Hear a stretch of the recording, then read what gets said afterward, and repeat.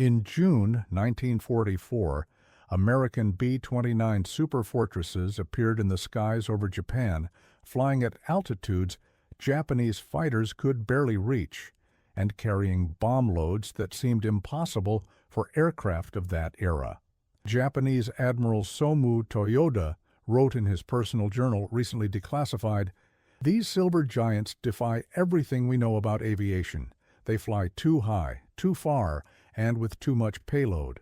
It is as if the Americans have achieved the impossible."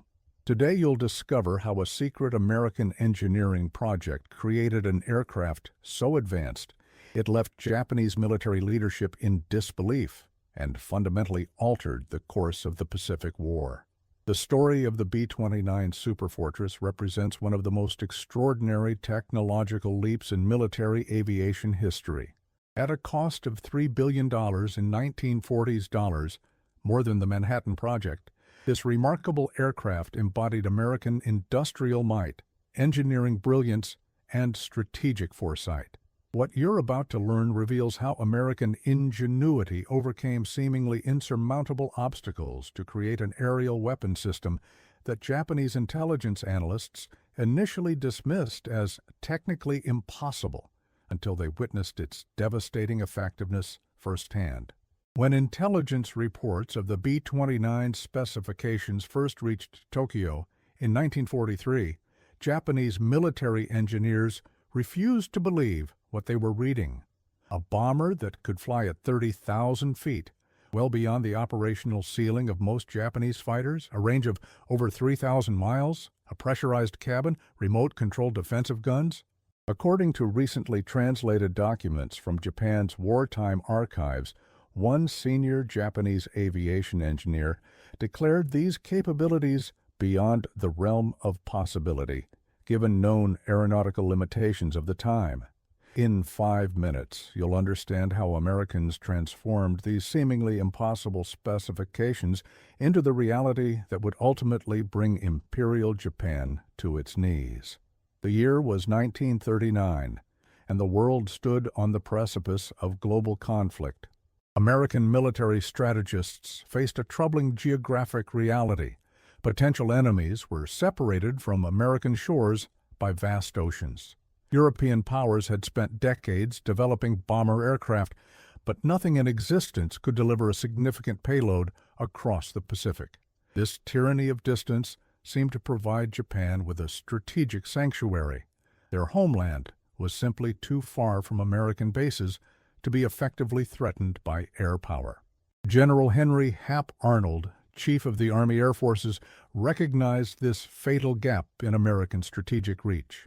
In a classified 1939 memo to the War Department, recently declassified, Arnold wrote, "America requires a bomber of unprecedented range and payload. Without it, we cannot project power across the Pacific. With it, no enemy nation would be beyond our reach." At this crucial moment, Japan was rapidly expanding its empire across Asia and the Pacific, building what they believed would be an impregnable defensive perimeter. Japanese naval doctrine, centered on their powerful carrier fleet, aimed to defeat the American Pacific Fleet in a decisive battle, forcing Washington to negotiate peace on Tokyo's terms. Imperial Japanese Navy planners believed their homeland was effectively immune from American air attack. Admiral Isoroku Yamamoto, architect of the Pearl Harbor attack, assured Emperor Hirohito that even if America survived the initial strike, Japan's defensive perimeter would keep American bombers far from the home islands. What neither Yamamoto nor any Japanese leader could anticipate was the sheer scale of American technological ambition about to be unleashed. General Arnold had already set in motion what would become the most expensive weapons program of World War II. In February 1940, the U.S. Army Air Corps issued a request for a hemisphere defense weapon, a bomber with range and payload capabilities that exceeded anything then in existence. Boeing's initial design, submitted in May 1940, proposed an aircraft of revolutionary proportions and capabilities. While Germany focused on tactical bombers and Japan on carrier-based aircraft, America embarked on creating a strategic bomber that could reshape the very geography of warfare.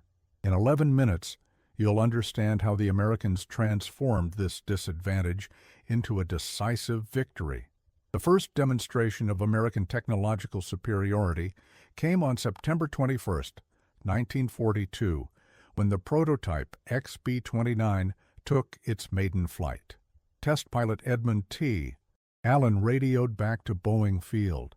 "She handles like a dream." But even as this revolutionary aircraft was taking shape, enormous challenges threatened the entire program. The most significant hurdle was the engine, the Wright R-3350 duplex Cyclone. These massive 18-cylinder radial engines generated unprecedented power, but they overheated catastrophically, often catching fire mid-flight. On February 18, 1943, disaster struck. The second B-29 prototype crashed into a meatpacking plant in Seattle, killing all 11 crewmen aboard and 20 workers on the ground. Among the dead was test pilot Eddie Allen. Investigation revealed an engine fire had spread to the wing. This catastrophic setback might have killed any ordinary weapons program, but the B-29 was far from ordinary. President Roosevelt had already designated it a national priority, and America's industrial might was fully committed. Major General Bennett Myers later revealed, "We were testing the engines, modifying them, and installing them in aircraft all at the same time. It was like rebuilding your car while driving 60 miles per hour." Engineers worked around the clock, developing solutions including a unique cuff system for the engine cowling that directed additional cooling air to the overheating cylinders. The fact that these complex problems were solved under wartime pressure speaks volumes about American engineering ingenuity and industrial capacity. Even as these challenges were being addressed, an entirely different set of problems emerged. The B-29 was so technologically advanced that training crews to operate it presented unprecedented difficulties. The remote-controlled gun system alone required specialized training unlike anything gunners had previously experienced. Guard this information, because the real test was yet to come. The technical hurdles were enormous, but what truly set the B-29 program apart was not just the technology, but the human element behind it. Imagine being Lieutenant Colonel Paul Tibbets, tasked with forming the first B-29 combat group. Selected personally by General Arnold in September 1943, Tibbets faced the daunting challenge of transforming an experimental aircraft into a combat-ready weapon system in less than a year. "We were flying an airplane still in development," Tibbets later wrote in his memoirs. "Every flight revealed new problems, and we were solving them on the fly." Consider the experience of Technical Sergeant Benjamin Kurtzer, a B-29 flight engineer on the Jolton Josie with the 468th Bomb Group. Unlike any previous bomber, the B-29 required the flight engineer to manage a complex control panel monitoring all 4 engines simultaneously. Kurtzer described it as flying a power plant. During one mission over Japan, 2 of his engines began overheating at 28,000 feet. Using his training and quick thinking, Kurtzer managed the engine's power settings with such precision that the bomber completed its mission and returned safely to base, despite flying over 1,500 miles on compromised engines. Or take the case of Staff Sergeant James Hendershot, a central fire control gunner with the 29th Bomb Group. The B-29's revolutionary fire control system allowed Hendershot to track and engage enemy fighters using a computerized sight that automatically calculated lead, range, and deflection. During a mission over Nagoya in January 1945, Hendershot's B-29 was attacked by 17 Japanese fighters. Using the revolutionary system, he and the other gunners claimed 7 confirmed kills, an unprecedented defensive success for a single bomber. What these men shared was an extraordinary ability to master cutting-edge technology under the most stressful conditions imaginable. They flew missions lasting 12 or 16 hours at altitudes where temperatures dropped to 40 degrees below zero, through heavy flak and fighter opposition, often returning with dangerously low fuel reserves. The physical and mental strain was immense, yet these crews consistently performed with remarkable skill and courage. Major Thomas Farabee, a lead bombardier, explained it simply. We knew what was at stake. Each mission brought the war closer to ending, and that meant American lives saved. This combination of technological superiority and human determination created a force that Japanese defenses simply couldn't counter effectively. If you were impressed by the courage of these airmen, wait until you see what happened when this revolutionary aircraft was unleashed against Japan's industrial centers. The B-29 Superfortress represented a quantum leap in aircraft design and capabilities. With a wingspan of 141 feet and a length of 99 feet, it dwarfed any previous bomber. But size alone doesn't explain its revolutionary impact. The true innovation lay in its integrated systems, each representing multiple technological breakthroughs. Consider the pressurized cabin, a feature never before implemented in a military aircraft. Flying at 30,000 feet, the B-29 operated in an environment where the air was too thin to breathe. While Japanese fighters struggled to reach these altitudes, B-29 crews worked in relative comfort in a pressurized environment. This wasn't merely for crew comfort. It was a strategic advantage that placed the bomber beyond the effective reach of most anti-aircraft fire and enemy interceptors. Then there was the defensive armament system, perhaps the most revolutionary feature of all. Previous bombers required gunners to manually operate exposed gun positions, suffering in freezing temperatures and dangerous conditions. The B-29 introduced a remotely operated system where gunners controlled their weapons from within the pressurized cabin using computerized sights. 5 remotely controlled turrets housed 12.50 caliber machine guns, all coordinated through an analog computer system that calculated lead, range, and deflection automatically.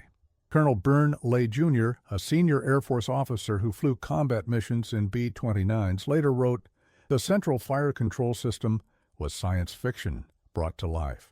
Gunners could track enemy fighters on scopes and engage them with precision never before possible in aerial combat." The engines themselves represented a major technological achievement. The Wright R-3350 duplex Cyclones generated 2,200 horsepower each, unprecedented power for aircraft engines of that era. These massive 18-cylinder radial engines allowed the B-29 to carry a 20,000-pound bomb load over distances exceeding 3,000 miles, while maintaining high-altitude performance. Perhaps most impressive was the B-29's avionics suite.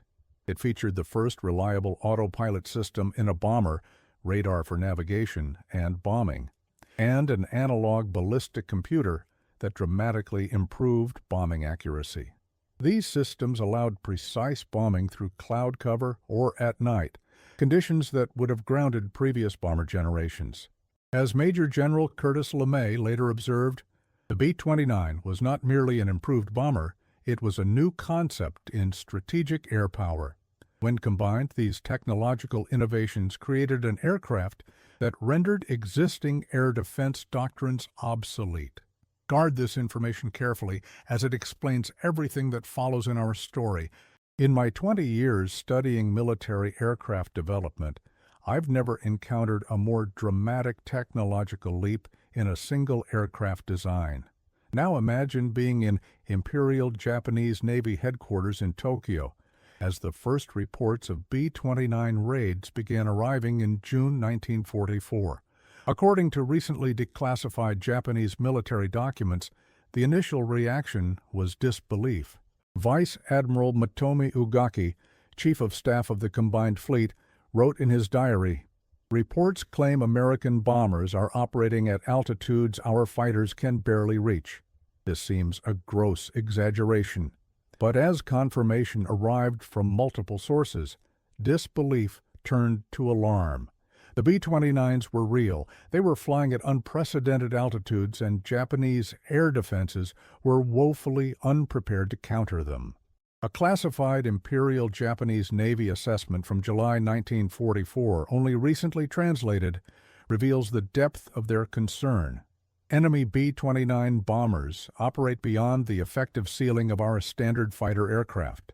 They appear capable of carrying significant bomb loads over extreme distances. Our current air defense system cannot adequately counter this threat. Japanese fighter pilots reported frustration at their inability to intercept the high-flying bombers. Lieutenant Isamu Kashide, an experienced fighter ace with 18 victories, described his first encounter with B-29s. They were like silver dragons, flying so high that our Ki-43s struggled to reach them. By the time we climbed to their altitude, our fuel was dangerously low and our performance severely degraded. They seemed to operate in a realm beyond our reach. The Japanese military responded with desperation. Navy Captain Minoru Genda, one of the planners of the Pearl Harbor attack, proposed a radical solution: ramming tactics. In October 1944, the Japanese formed special attack units called Shinten Seikutai, heaven-shaking air units, trained specifically to ram B-29s. These pilots, flying stripped-down fighters with minimal fuel and armament to improve high-altitude performance, were instructed to physically collide with B-29s if conventional attacks failed. A captured Japanese pilot later explained to American intelligence officers, "We were told that one B-29 destroyed was worth the sacrifice of multiple fighters and pilots." The appearance of these bombers created a sense of panic among our high command. By late 1944, Japanese factories were hastily retooling to produce specialized high-altitude interceptors. The Nakajima Ki-44 Tojo and Kawasaki Ki-61 Tony were modified with methanol water injection systems to boost high-altitude performance. But these were stopgap measures that couldn't address the fundamental technological gap. Admiral Koshiro Oikawa, Navy Minister until July 1944, later admitted during post-war interrogations, "The B-29 revealed to us the true industrial and technological superiority of America. We had nothing comparable in development or even on drawing boards. For the first time, many of us realized we were fighting a nation whose productive capacity and technical sophistication far exceeded our own." This realization came too late. Japan had committed to war against an industrial giant whose technological prowess they had fundamentally underestimated. The appearance of the B-29 over their homeland was more than a military threat. It was concrete proof of American superiority that shattered Japanese confidence in their ability to win the war. The strategic turning point came on November 24, 1944, when 111 B-29s took off from newly captured bases in the Mariana Islands to strike Tokyo. This first major raid against the Japanese capital, codenamed San Antonio the Freemers, marked the beginning of a new phase of the air war. Major General Curtis LeMay, who would soon take command of the B-29 operations, described this moment. "For the first time, we could hit the Japanese where it hurt most, their home islands, their factories, their cities. The sanctuary was gone." What made this strategic shift possible was the capture of the Marianas, Saipan, Tinian, and Guam.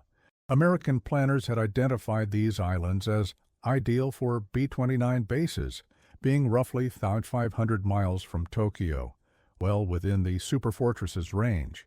The massive engineering effort to build these bases further demonstrated American industrial might. On Tinian alone, 6 massive runways were constructed in months, creating the largest airport in the world at that time. Japanese Imperial headquarters recognized the existential threat these bases represented. Admiral Toyota deployed the bulk of Japan's remaining naval strength in a desperate attempt to prevent the American capture of Saipan, resulting in the Battle of the Philippine Sea in June 1944. The disastrous defeat, which American pilots dubbed the Great Marianas Turkey Shoot, cost Japan over 400 aircraft and 3 aircraft carriers. The failure to prevent the establishment of B-29 bases sealed Japan's fate. What followed was a systematic dismantling of Japan's industrial capacity. Initial high-altitude precision bombing raids yielded mixed results due to the jet stream winds over Japan, which could exceed 200 miles per hour, and threw off bombing accuracy. In a brilliant tactical adaptation, General LeMay made a controversial decision in March 1945. He ordered the B-29s to strip out most of their defensive armament, load up with incendiary bombs, and attack at night from low altitudes. This radical change in tactics shocked both the B-29 crews and the Japanese defenders. Japanese night fighters and anti-aircraft guns were positioned to defend against high-altitude attacks. The sudden appearance of B-29s at 5,000, 8,000 feet created confusion and rendered many defensive measures ineffective. On the night of March 9-10, 1945, 334 B-29s struck Tokyo in Operation Meeting House, dropping 1,665 tons of incendiary bombs. The resulting firestorm destroyed approximately 16 square miles of the city. A classified intelligence assessment recovered after the war revealed the Japanese military's stunned reaction. The Americans have completely revised their tactics in a way we did not anticipate. Our entire air defense strategy has been rendered obsolete overnight. This ability to rapidly adapt tactics based on battlefield realities reflected the flexibility and innovative thinking of American military leadership. By April 1945, Japan's air defenses were stretched to breaking point. Fighters were held back to defend against the anticipated American invasion. Fuel shortages, limited training and operations, and irreplaceable veteran pilots had been lost in earlier battles. The B-29s now operated with near impunity over Japan, systematically targeting the industrial infrastructure that sustained the war effort. The strategic vision that General Arnold had outlined in 1939 had become reality. American air power could now reach any target on the planet. In 2 decades researching military archives, I've never encountered a strategic bombing campaign that achieved such complete dominance so quickly. The B-29 offensive represented not just a successful series of air raids, but a fundamental rewriting of the rules of strategic warfare. The tyranny of distance that had protected Japan had been decisively overcome by American technological superiority. The key to the B-29's overwhelming success lay in a combination of operational capabilities that created insurmountable advantages. First was its bombing capacity. With a maximum bomb load of 20,000 pounds, 10 tons of ordnance, a single B-29 could deliver the destructive power that would have required multiple earlier generation bombers. This concentrated destructive potential allowed smaller formations to achieve greater effects. Second was the aircraft's range. With a combat radius exceeding 1,500 miles, B-29s could reach targets throughout the Japanese home islands from secure bases in the Marianas. This eliminated the need for vulnerable forward airfields and allowed operations from bases with robust logistics and maintenance facilities. Third was its service ceiling. Operating at 30,000-plus feet placed the B-29 beyond the effective reach of most Japanese fighters and anti-aircraft guns. Even Japan's best fighter, the Nakajima Ki-84, Frank, struggled to intercept B-29s at their operational altitude. Those that did reach the bombers faced the formidable defensive fire control system. Fourth was its advanced navigation and bombing systems. The AN/APQ-13 radar system allowed B-29s to locate and bomb targets through cloud cover or at night, conditions that would have grounded earlier bombers. This capability meant that Japan could never rely on weather as a natural defense. Finally, there was the aircraft's durability. The B-29's structural strength and redundant systems allowed it to absorb significant battle damage and still return to base. Staff Sergeant Robert Williams, a central fire control gunner with the 29th Bomb Group, recalled, "We took a direct hit from a 20mm cannon that knocked out one engine and damaged another. There was a hole in the wing you could have dropped a jeep through. Yet we flew another 200 miles back to base. Any other aircraft would have gone down. A particularly revealing incident occurred on April 5, 1945. Lieutenant Jack Vance's B-29 Lucky Irish was struck by anti-aircraft fire during a raid on the Nakajima Aircraft Factory near Tokyo. With 2 engines damaged and a third running rough, conventional wisdom dictated an emergency landing at Iwo Jima. Instead, Vance's flight engineer managed the remaining engine power so effectively that they completed the 1,500-mile return journey to Tinian on essentially 2.5 engines.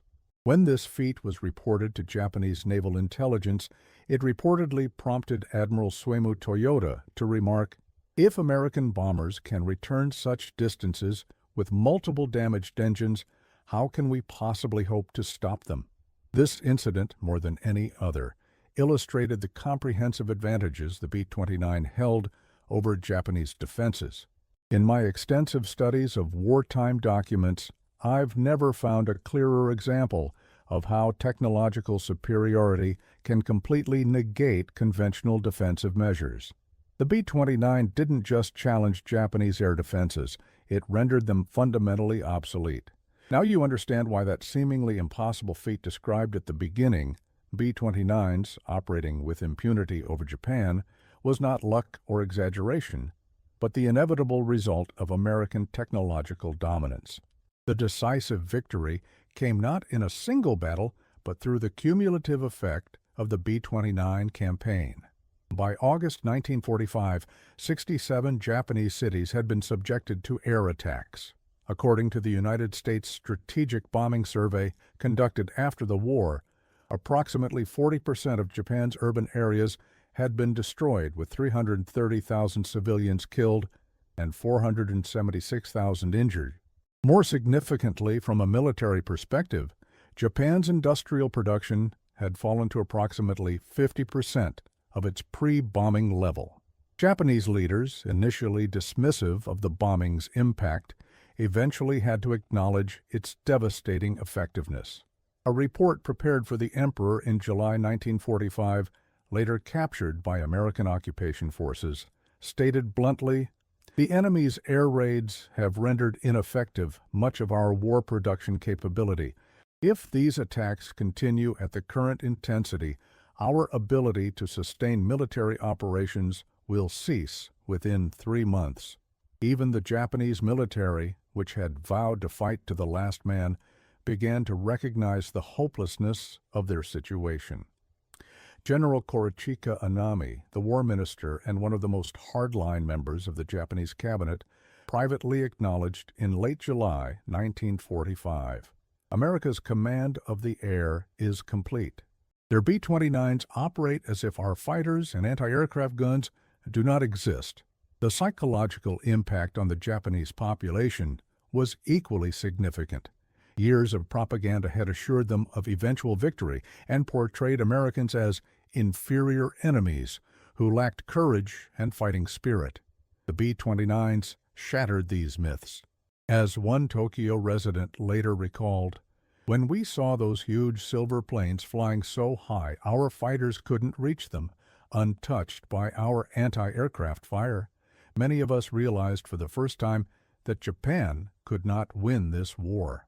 What makes this victory even more remarkable is that it vindicated the vision of pre-war American air power theorists like General Billy Mitchell, who had long argued that strategic bombing could decisively affect the outcome of wars. The B-29 campaign against Japan provided concrete proof of this concept, fundamentally altering military doctrine worldwide. After the atomic bombings of Hiroshima and Nagasaki, also carried out by specially modified B-29s, Japan finally surrendered on August 15, 1945. Emperor Hirohito, in his historic radio address to the nation, specifically cited the strategic bombing campaign as a factor in his decision. "The enemy has begun to employ a new and most cruel bomb, the power of which to do damage is indeed incalculable. Should we continue to fight, It would not only result in the ultimate collapse and obliteration of the Japanese nation, but also the total extinction of human civilization.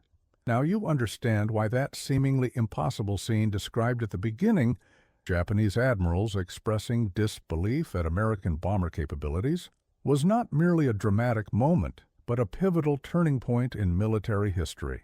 The B-29 campaign demonstrated that technological superiority, properly applied, can render traditional defenses obsolete and bring even the most determined adversary to submission. The global impact of the B-29's success extended far beyond the defeat of Japan. It fundamentally altered perceptions of air power's role in warfare and influenced military planning worldwide for decades to come. Former enemies and allies alike scrambled to understand and replicate the technology that had proven so decisive. The Soviet Union, recognizing the strategic significance of the B-29, went to extraordinary lengths to acquire the technology. When 3 B-29s made emergency landings in Soviet territory during the war, Stalin ordered the aircraft to be impounded rather than returned to the Americans. Soviet engineers then undertook the remarkable task of reverse engineering the entire aircraft. The result, the Tupolev Tu-4 Bull, was an almost exact copy of the B-29 down to its riveting pattern. This Soviet bomber, first flown in 1947, formed the backbone of their strategic air power until the mid-1950s. Britain, despite its own proud aviation tradition, recognized the B-29's superiority and negotiated an agreement to purchase American technology rather than develop a comparable aircraft independently. The British adaptation, designated the Boeing Washington B-1, served with the Royal Air Force until more advanced jet bombers became available. Perhaps most significantly, the B-29 campaign forced a worldwide reassessment of strategic vulnerability. Nations realized that geographic isolation no longer guaranteed security. Admiral Chester Nimitz captured this new reality in a 1945 address to the National Press Club. The B-29 has effectively eliminated the concept of the sanctuary in warfare. No nation can now consider itself immune from direct attack, regardless of oceans or distance. The United Nations, formed in the aftermath of World War II, was shaped in part by this new reality.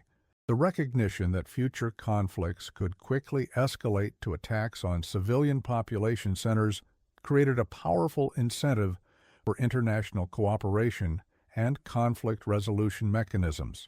In the immediate post-war period, American strategic planners leveraged the B-29's proven capabilities to establish a credible deterrent against Soviet expansion. In July 1948, during the Berlin blockade crisis, President Truman ordered 2 B-29 groups to England. Though not publicly acknowledged at the time, these aircraft were configured to carry atomic weapons. This deployment, the first of what would become a pattern of nuclear diplomacy, signaled American willingness to use strategic air power to defend its interests and allies. Soviet leaders, fully aware of the B-29's capabilities from both its use against Japan and their own reverse engineering efforts, recognized the seriousness of this threat. While the Berlin airlift receives most historical attention, many historians now believe it was the quiet deployment of atomic-capable B-29s that most influenced Stalin's decision to eventually lift the blockade. The B-29's global impact can perhaps best be summarized by British military historian Sir Basil Liddell-Hart, who wrote in 1950, "The B-29 campaign against Japan demonstrated that air power, properly applied, could be decisive in modern warfare. This realization has fundamentally altered how nations think about security, vulnerability, and the prosecution of war.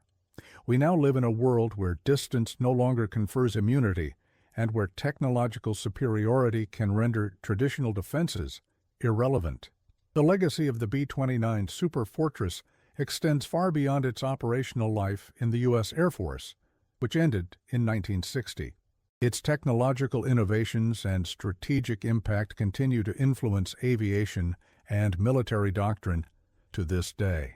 Perhaps the most direct legacy can be seen in the aircraft that succeeded it: the B-50 Superfortress, B-36 Peacemaker, B-47 Stratojet, and ultimately the B-52 Stratofortress, which remarkably remains in service today more than 65 years after its introduction. The B-29's pressurized cabin design became standard for all high-altitude aircraft, military and civilian alike.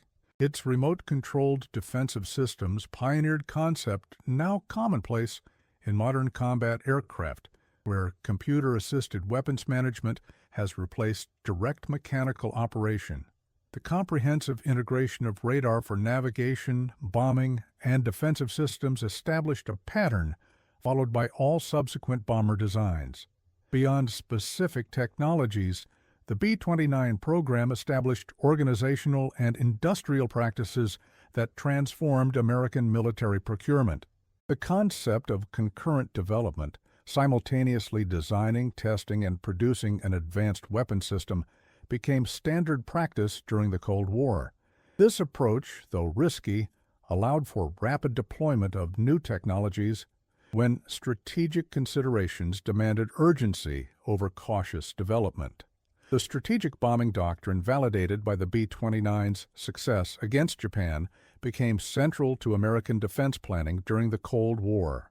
Strategic Air Command, established in 1946, built directly on the experience of XX Bomber Command and Gexkoit Bomber Command, the units that had operated B-29s against Japan. Curtis LeMay, who had commanded the B-29 force in the Pacific, went on to lead Strategic Air Command, applying the lessons learned in that campaign to the development of America's nuclear deterrent force. The B-29's legacy can also be seen in how it influenced the Cold War's central strategic concept: nuclear deterrence. The demonstrated ability of the B-29 to penetrate enemy airspace and deliver devastating payloads made the threat of nuclear retaliation credible. This credibility was essential to the strategy of deterrence that helped prevent direct conflict between the superpowers. Perhaps most importantly, the B-29 established a pattern of American technological dominance in military aviation that continues to this day. As former Secretary of the Air Force Stuart Symington noted in 1960, the B-29 represented more than a superior aircraft. It established a tradition of technical excellence and innovation that has become the hallmark of American military aviation. This tradition has served as both inspiration and challenge to subsequent generations of aircraft designers and engineers. Even as the last operational B-29s were being retired, their influence could be seen in aircraft like the U-2 and SR-71, which similarly relied on extreme altitude performance to overcome enemy defenses. Later, stealth technology would replace altitude as the primary means of penetrating hostile airspace. But the strategic concept remained the same: technological innovation to render enemy defenses ineffective.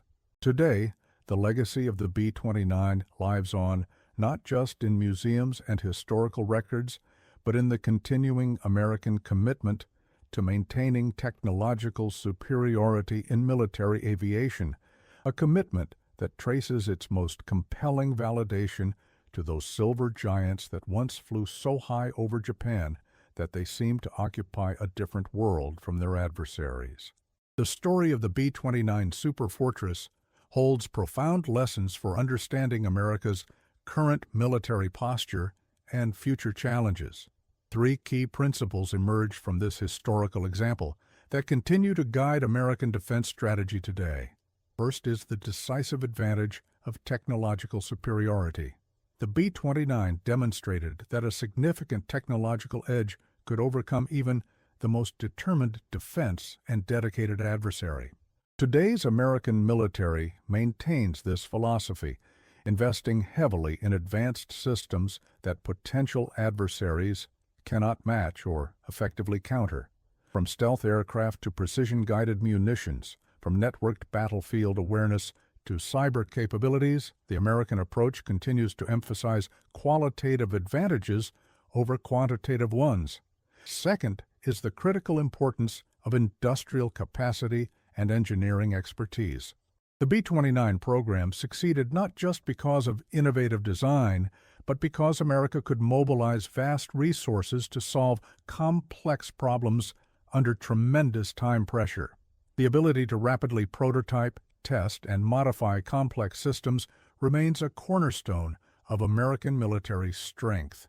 Today's defense industrial base, while considerably different from its World War II predecessor, still relies on this combination of innovation, engineering excellence, and production capacity. Third is the strategic value of range and global reach. The B-29 eliminated the sanctuary of distance that Japan had relied upon, fundamentally altering the strategic equation of the Pacific War. Today, America's global basing structure, aerial refueling capabilities, and long-range strike platforms ensure that no potential adversary can feel secure from American power projection. The modern Air Force's ability to conduct operations anywhere on the planet within hours represents the ultimate fulfillment of the strategic vision that produced the B-29. These principles remain evident in current programs like the B-21 Raider, America's next-generation stealth bomber. Like the B-29 before it, the B-21 represents a generational leap in capabilities, designed to penetrate the most sophisticated air defense systems and hold any target at risk anywhere on the globe. The parallels between these programs, separated by 80 years, highlight the continuity in American strategic thinking. Admiral Harry Harris, former commander of U.S. Pacific Command, observed in a 2017 address, "The fundamental challenge we faced in the Pacific in 1941 remains with us today: how to project power across vast distances against determined adversaries." The solutions have evolved from the B-29 to today's stealth aircraft, precision weapons, and cyber capabilities, but the strategic principles remain constant. As advanced anti-access area denial A2AD systems proliferate among potential adversaries, the premium on technological superiority only increases. Just as the B-29 had to overcome the tyranny of distance and the determination of Japanese defenders, today's and tomorrow's American air power must maintain the ability to operate effectively despite sophisticated countermeasures. Perhaps the most enduring lesson of the B-29 saga is that strategic advantage belongs to those who can imagine and create the future rather than perfect the technologies of the present. When Boeing engineers began designing the B-29 in 1940, they weren't merely building an improved B-17, they were creating an entirely new category of strategic weapon that would redefine the possible. That spirit of transformational innovation, more than any specific technology or capability, represents the true legacy of the Superfortress and the surest guide to maintaining American military preeminence in the century ahead.